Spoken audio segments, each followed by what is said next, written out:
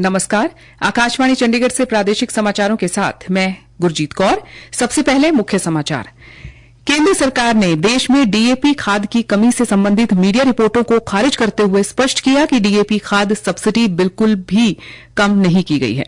हरियाणा के ऊर्जा एवं परिवहन मंत्री अनिल विज ने कहा है कि हरियाणा हवाई अड्डे से उड़ान जल्द होगी शुरू। प्रधानमंत्री नरेंद्र मोदी रविवार को मन की बात कार्यक्रम में देश विदेश के लोगों के साथ अपने विचार करेंगे साझा। हरियाणा पुलिस की उत्कृष्ट कार्यप्रणाली तथा बेहतरीन प्रथाओं को समझने के लिए जर्मनी के प्रतिनिधिमंडल ने हरियाणा के पुलिस महानिदेशक से की बातचीत। और सिडको ने दिवाली पर अपने नियमित कर्मचारियों के महंगाई भत्ते में वृद्धि का ऐलान किया। संविदा कर्मचारियों को मिलेगा बोनस। अब समाचार विस्तार से। केंद्र सरकार ने देश में डायमोनियम फॉस्फेट डीएपी उर्वरक की कमी से संबंधित मीडिया रिपोर्टों को खारिज करते हुए कहा है कि ये भ्रामक और तथ्यात्मक स्थिति से परे है। रसायन और उर्वरक मंत्रालय ने एक प्रेस विज्ञप्ति में स्पष्ट किया है कि डीएपी खाद पर सब्सिडी बिल्कुल भी कम नहीं की गई है और कोविड के समय से ही 50 किलोग्राम बैग की अधिकतम खुदरा कीमत 1,350 रुपये प्रति रखी गई है। विज्ञप्ति में कहा गया है कि किसानों को फायदा पहुंचाने के लिए केंद्रीय मंत्रिमंडल ने रबी वर्ष 2024 के लिए डीएपी की सब्सिडी में वृद्धि का निर्णय लिया है। मंत्रालय ने कहा है कि इसके अलावा रबी 2024-25 के लिए कुल बजटीय आवंटन बढ़ाकर 24,475 करोड़ रुपये कर दिया गया है। हरियाणा के ऊर्जा परिवहन एवं श्रम मंत्री श्री अनिल विज ने कहा है कि जल्द ही अंबाला से उड़ान शुरू होगी। श्री विज आज अंबाला में मीडिया कर्मियों के सवालों का जवाब दे रहे थे। उड़ान योजना के तहत अंबाला में बन रहे हवाई अड्डे के शुभारंभ पर श्री विज ने कहा, अंबाला छावनी का एयरपोर्ट पूरी तरह से तैयार है। उसमें एविएशन डिपार्टमेंट ने अपने सामान को स्कैनिंग करने की मशीन लगा, उनसे बात हो गई है, उनको कह दिया गया है और मैं आज एविएशन मिनिस्टर से बात करने की भी कोशिश करूंगा। जल्दी से जल्दी वो मशीन हमें दिलाई जाए ताकि जहां से उड़ानें शुरू की जाए। भूपेंद्र सिंह हुड्डा के सरकार के किसानों को खाद और बीज देने में विफल साबित होने संबंधी बयान पर श्री विज ने कहा कि किसानों को प्रणालीबद्ध तरीके से खाद मुहैया करवाया जा रहा है तथा खाद की और खेत में महंगाई की गई है ताकि किसानों को किसी प्रकार की कोई दिक्कत न हो। कुमारी शैलजा द्वारा भारतीय जनता पार्टी से घोषणा पत्र में किए वादों को पूरा करने बारे सवाल पर श्री विज ने पलटवार करते हुए कहा कि बीजेपी जो वायदे करती है वे जरूर पूरे होते हैं, उन्हें चिंता करने की जरूरत नहीं है। हरियाणा के पर्यटन मंत्री डॉक्टर अरविंद शर्मा ने कहा है कि हरियाणा पर्यटन विभाग को और मजबूत किया जाएगा। वे आज पिपली स्थित पैराकिट का औचक निरीक्षण करने के मौके पर बोल रहे थे। उन्होंने कहा वहां के प्रबंधक से उपलब्ध सुविधाओं के बारे जानकारी ली और किचन, रेस्टोरेंट व बार की व्यवस्थाओं का जायजा भी लिया। इस दौरान उन्होंने स्टाफ की समस्याओं को भी जाना और पैराकिट की गतिविधियों के विस्तार के लिए संभावित कदमों के बारे जानकारी ली। उन्होंने कहा कि इन सभी विषयों पर सकारात्मक सोच के साथ कार्य किए जाएंगे ताकि पैराकिट में आने वाले लोगों को और बेहतर सुविधा मिल सके। प्रधानमंत्री नरेंद्र मोदी आगामी रविवार को आकाशवाणी पर मन की बात कार्यक्रम में देश विदेश के लोगों के साथ अपने विचार साझा करेंगे। गौरतलब है कि यह मासिक रेडियो कार्यक्रम मन की बात की 115वीं कड़ी होगी। श्रोता इस कार्यक्रम से संबंधित अपने सुझाव टोल फ्री नंबर 1800-117800 पर भेज सकते हैं। माई जीओवी नमो ऐप पर भी सुझाव भेजे जा सकते हैं। ये सुझाव 25 अक्टूबर तक भेजे जा सकते हैं। कार्यक्रम का प्रसारण आकाशवाणी और दूरदर्शन के सभी नेटवर्क पर किया जाएगा। ये कार्यक्रम आकाशवाणी समाचार की वेबसाइट और न्यूज ऑन एआईआर ऐप पर भी उपलब्ध रहेगा। आकाशवाणी समाचार, दूरदर्शन समाचार, प्रधानमंत्री कार्यालय तथा सूचना और प्रसारण मंत्रालय के यूट्यूब चैनलों पर भी इसका सीधा प्रसारण किया जाएगा। आज भारत तिब्बत सीमा पुलिस आईटीबीपी का स्थापना दिवस मनाया गया। प्रधानमंत्री नरेंद्र मोदी ने इस अवसर पर हिमरों और उनके परिवारों को शुभकामनाएं दी।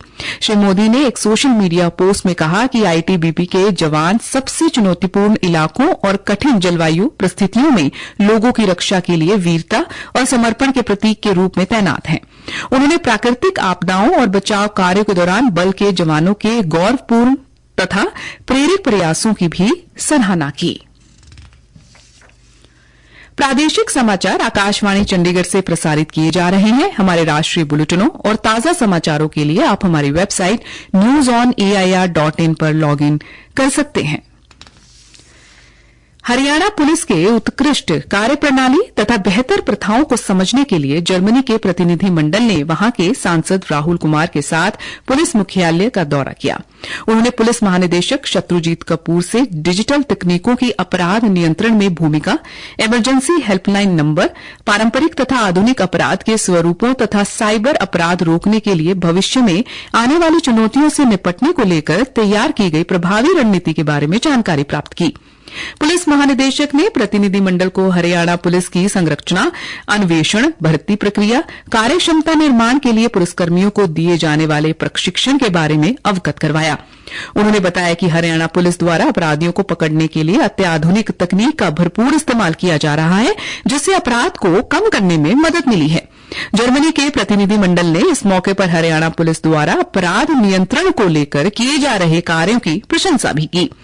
इस दौरान हरियाणा पुलिस तथा जर्मनी के प्रतिनिधि मंडल ने वैश्विक तथा अंतर्राष्ट्रीय स्तर पर हो रहे अपराधों से निपटने के लिए पुलिस स्तर पर तालमेल की संभावनाओं पर भी विचार विमर्श किया। चंडीगढ़ औद्योगिक एवं पर्यटन विकास निगम लिमिटेड सिडको ने दिवाली पर अपने नियमित कर्मचारियों के महंगाई भत्ते में वृद्धि का ऐलान किया है, जो जुलाई 2024 से प्रभावी होगी। संशोधित महंगाई भत्ता जुलाई से अक्टूबर तक के बकाया के साथ दिया जाएगा। निगम ने आउटसोर्स कर्मचारियों का वेतन त्योहार से पहले जमा करवाने की घोषणा भी की है। सिडको के प्रबंध निदेशक श्री हरि कलिकट ने कहा है कि सेवा प्रदाताओं को दिवाली से पहले आउटसोर्स कर्मचारियों को 15 दिनों का अग्रिम वेतन वितरित करने का निर्देश दिया गया है। ये अग्रिम वेतन पूरे महीने के कर्मचारी भविष्य निधि और कर्मचारी राज्य बीमा अंशदान के साथ सामान्य 30 दिवसीय वेतन बिल चक्र में संसाधित किए जाएंगे। इसके अतिरिक्त सिडको अपने सभी संविदा कर्मचारियों को वैधानिक बोनस दे रहा है, जिनका वेतन 21,000 रुपए प्रतिमाह से कम है। हरियाणा सरकार ने निर्णय लिया है कि राज्य सरकार के कर्मचारियों, पेंशन भोगियों और पारिवारिक पेंशन भोगियों को अक्टूबर माह के पेंशन वेतन और भत्ते 30 अक्टूबर को वितरित किए जाएंगे।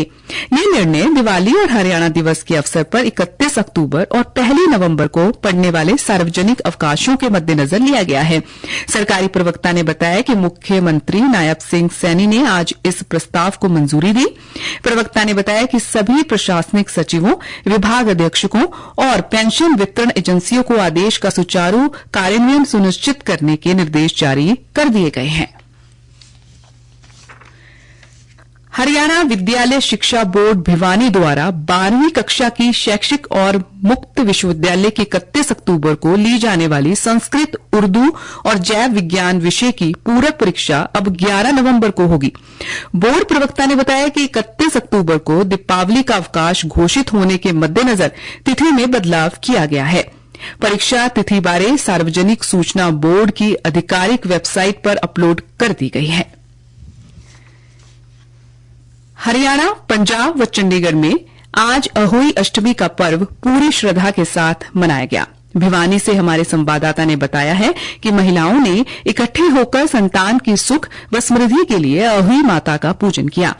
पर्व की महत्ता बताते हुए महिलाओं ने कहा कि कार्तिक मास के कृष्ण पक्ष की अष्टमी तिथि पर किए जाने वाले इस व्रत पर संतान की लंबी आयु की प्रार्थना की जाती है।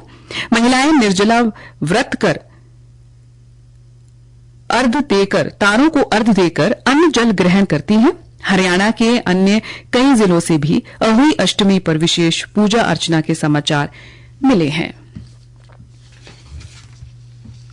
अंत में मुख्य समाचार एक बार फिर से। केंद्र सरकार ने देश में डीएपी खाद की कमी से संबंधित मीडिया रिपोर्टों को खारिज करते हुए स्पष्ट किया कि डीएपी खाद पर सब्सिडी बिल्कुल भी कम नहीं की गई है। हरियाणा के ऊर्जा एवं परिवहन मंत्री अनिल विज ने कहा है कि हरियाणा हवाई अड्डे से उड़ान जल्द होगी शुरू। प्रधानमंत्री नरेंद्र मोदी रविवार को मन की बात कार्यक्रम में देश विदेश के लोगों के साथ अपने विचार करेंगे साझा। हरियाणा पुलिस की उत्कृष्ट कार्यप्रणाली तथा बेहतरीन प्रथाओं को समझने के लिए जर्मनी के प्रतिनिधि मंडल ने हरियाणा के पुलिस महानिदेशक से की बातचीत। और सिडको ने दिवाली पर अपने नियमित कर्मचारियों के महंगाई भत्ते में वृद्धि का ऐलान किया। संविदा कर्मचारियों को मिलेगा बोनस। इसी के साथ ये समाचार बुलेटिन समाप्त हुआ। नमस्कार।